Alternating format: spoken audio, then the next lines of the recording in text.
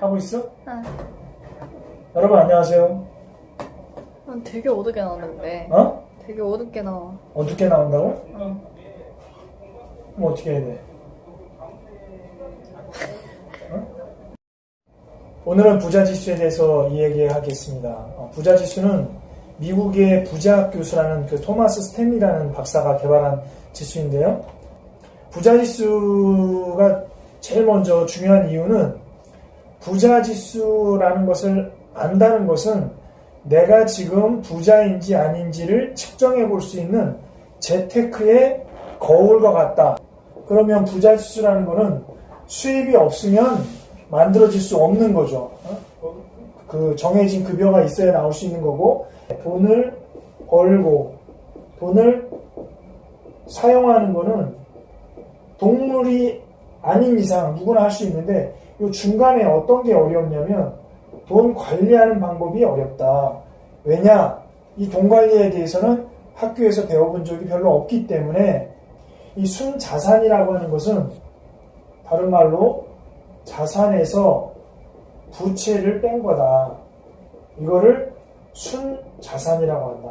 순이라는 건 아시겠지만 아주 뭐라 그럴까? 깨끗한 이런 걸 얘기하죠. 자산은 뭐냐 그러면 자산은 오늘을 기점으로 해서 내 명의로 되어 있는 재산, 뭐 금융재산, 현금재산, 펀드재산, 적금재산, 예금재산. 부채라는 거는 오늘을 기점으로 남에게 줘야 되는 것, 예를 들어 뭐 신용대출을 하고 있다든가 주택담보대출을 하고 있다든가 마이너스 대출을 하고 있다든가 학자금 대출을 하고 있다. 누군가에게 언젠가는 주어야 되는 것을 부채라고 한다. 그러면 자산이 여러분이 현재 큰 재산은 없다라고 하고 재산이 예를 들어 은행에 예금이 1,000만 원 있다. 그런데 지금 학자금 대출을 5천만 원 500만 원 빌린 게 있다. 그러면 순재산은 500만 원이다. 이렇게 얘기할 수 있어요. 그래서 순자산은 자산에서 부채를 뺀 거다. 그런데 왜 자산과 부채 이런 게 어렵냐? 우리나라 사람들은 대부분이 살아가는데 바쁘기 때문에 본인의 재산이 얼마인지 측정하지 않고 본인의 부채가 얼마인지를 계산해 보지 않기 때문에 자기의 거울을 못 보는 거예요. 그러다 보니까 자기가 예쁜지 얼굴이 못생겼는지를 모르는 거죠. 자, 예를 들어서 만약에 연봉이 6,500만 원이고 순자산이 2억 원인 50대의 B씨가 있다. 요걸 한번 예를 들어 볼게요. 이거를 여러분이 가지고 있는 스마트폰으로 한번 계산을 해보도록 할게요. 보일지 모르겠지만, 자, 순자산이 20억이니까 22억 곱하기 10은 이게 20억이죠. 잘 보이나? 안 보여. 좀 당겨봐. 뭘 땡겨? 요거만 줌을 당겨봐. 오. 잘해야지. 땡겼어? 당겼어? 보여. 당겨서 여기 봐야 돼. 20억 나누기, 가로 열고, 나이가 50세, 곱하기, 연봉이 6,500, 괄호 닫고, 는, 하면 0.6153, 뭐 이렇게 나와요. 근데 100분율이니까 곱하기 100을 해야 돼. 하면 61.53 이렇게 나와요. 오케이? 6,500만? 6,500만이 6만 5천이야? 그러니까 어떻게 된 거냐면, 이게 이제 단위가 중요한데, 단위. 보통 우리가, 1,000원 그러면 1000, 이게 1,000원이죠. 만 원이면 10000이고, 10만 원이면 100000이고, 그죠? 100만 원이면 10000000. 그럼 공이 너무 많으니까 공을 없애버리는 거야. 이걸 1,000원 단위라고, 1,000원 단위. 그러면 이걸 없애버리는 거야. 그럼 없애버리면 1,000이 뭐가 돼요? 100만 원이 되죠. 맞아요? 오케이? 그럼 500만 원이면 5,000, 이게 500만 원이 되는 거야. 그러면 6,500만 원이면 어떻게 돼? 6, 5, 000 이게 6,500만 원이라는 거야. 1,000원 단위로. 여기에는 공이 3개가 지금 숨어 있는 거야. 61.53%라는 거죠. 퍼센트. 그럼 과연 61.53%가 어떤 정도의 화장이냐, 어떤 정도로 예쁘냐가 중요한데 그게 이제 이거예요. 그래서 0에서 50%까지는 자산 관리에 문제가 있는 거야. 삶이 힘들어, 앞으로. 왜냐면 지금까지 살아온 현상을 보여주는 거기 때문에 지금 61.53%면 50은 넘는 거죠. 그럼 50에서 100이면 뭐가 되냐면 노력이 필요한 거야. 아직 부자는 아니야. 근데 100에서 150이 되면 잘하는 거야. 그리고 150을 넘고 200을 넘으면 부자예요, 부자. 그러니까 이거를 함으로 인해서 나는 재테크에 대한 점수가 어느 정도 태도냐, 이게 굉장히 중요한 거예요. 이름이 구모씨고 나이가 28살이에요. 여성이고 직장인이에요. 그럼 지금 자산 부채가 얼마냐면 CMA MMF에 300만 원이고 적금에 760이 있고 주택 청약을 들어서 지금 모아놓은 돈이 250만 원이에요. 서울 같은 경우는 1순위가 되겠네. 그러면 수입은 월 170만 원이고 지출은 한 달에 적금으로 120, 청약에 3만 원, 통신비 6만 원, 생활비 40만 원, 기타 이제 데이트하는 비용 만 원 이렇게 쓰는 것 같아요. 그래서 쓰는데 이 사람의 부자지수, 이 구모씨 여성 직장인의 부자지수를 한번 구해봅시다.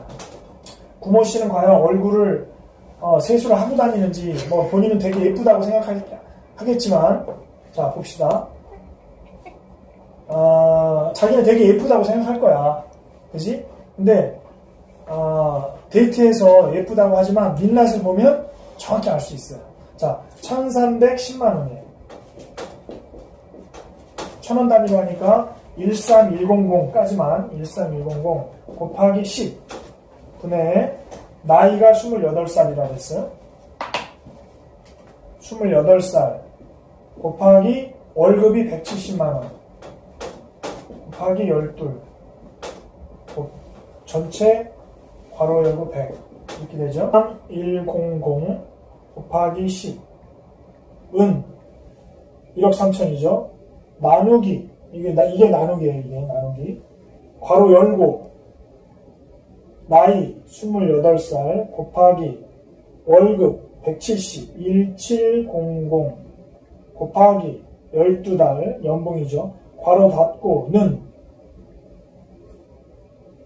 그러면 0.22 나와요. 곱하기 100 하면 22%구나. 그러면 50보다 안 되니까 자산관리에 문제가 있다. 앞으로 더 노력해야 된다. 이런 얘기예요. 그죠? 본인은 되게 예쁘다고 생각하지만 재테크적인 측면에서는 그렇게 예쁜 게 아니에요. 부자지수를 올리는 게 좋아요? 낮추는 게 좋아요? 딸. 높이는 거. 분자가 커야 돼? 분모가 커야 돼? 이게 높으려면? 분자가 커야 돼요. 분자가. 그럼 분자가 여기는 신경 쓰지 말고 왜 나이를 바꿀 수도 없고 월급을 바꿀 수도 없잖아요. 그러니까 바꿀 수 있는 건 순자산이야. 그럼 순자산을 키워야 돼. 이거를 키워야 돼. 그러면 순자산은 자산 빼기 부채라고 그랬어요. 이거를 키워야 되는 거야. 그죠? 그러면 재산은 내가 갖고 있는 재산이라고 그랬고 부채는 내가 갚아야 될 돈인데 얘가 크고 얘가 작으면 얘가 크겠지. 자산을 키우는 게 빨라요? 부채를 줄이는 게 빨라요? 부채를 줄이는 게 빨라요. 자산을 늘리는 거 쉽지 않은 일이라고. 그죠? 갑자기 1억, 10억을 만들기는 어렵지만 내가 가지고 있는 학자금 대출을 절약해서 저축해서 갚기는 쉬운 거지. 그래서 부자지수를 올리기 위해서는 첫 번째 뭐부터 해야 돼요? 빚부터 갚아야 되는 거예요. 오케이? 더 중요한 건 뭐냐면 더 이상의 빚을 안 빌리는 게 중요하다. 근데 대부분 사람들이 그렇게 생각을 안 해요. 왜냐하면 쓰고 싶은 욕망이 너무 크기 때문에 여유만 되면 무조건 대출을 받는 거야. 그랬다가 대출 이자를 못 갚으면 어떻게 돼요? 집에서 쫓겨나고 채권자들한테 이제 추심이라고 해. 왜냐하면 빚 갚아라 독촉을 받는 거예요. 그래서 이제 인생이 어려워지는 건데 어쨌든 오늘은 첫 시간으로 부자지수의 중요성에 대해서 얘기를 해본 거예요. 결론은 뭐냐면 빚을 갚아야 된다라는 거, 빚을 없애는 거. 빚을 없애면 그 다음 뭐를 해야 돼? 재산을 늘려야지. 요거에 대해서는 제 다음번 시간에 말씀을 드리도록 할게요. 마지막으로 아까 요거 보면 고양이가 거울을 보니까 호랑이 모습이 보이는 거예요. 그죠? 여러분은 지금 호랑이가 아닐 수 있어요. 호랑이가 아닐 수 있지만 believe in yourself. 너 자신을 믿으면 고양이도 호랑이가 될 수 있다는 거예요. 어디를 통해서? 그 거울을 통해서. 그 거울의 이름이 뭐다? 부자지수라는 거울이다. 이해되셨죠? 네, 오늘 첫 번째 시간을 여기까지 하겠습니다.